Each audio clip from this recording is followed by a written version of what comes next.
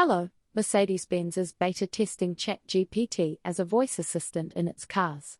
The company claims that the partnership will offer expanded task capability to Mercedes-Benz drivers, allowing them to ask complex questions and discuss recipes. Does that sound useful, or like another distraction on the road? We don't know yet, but it sounds like a huge step up in AI technology for the automaker.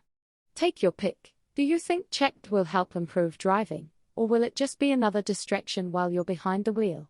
Gallery IDs equals 16052, 1606, 1607, 16081, 1609, and 1610, 1611, 1612, 1613, 1614, and 1615,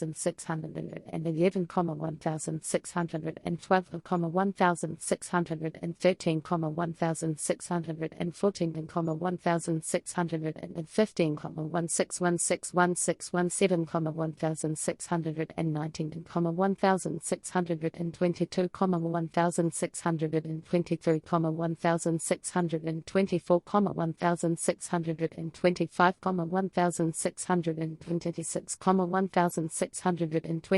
1625, 1626, 1627, 1628, 1829,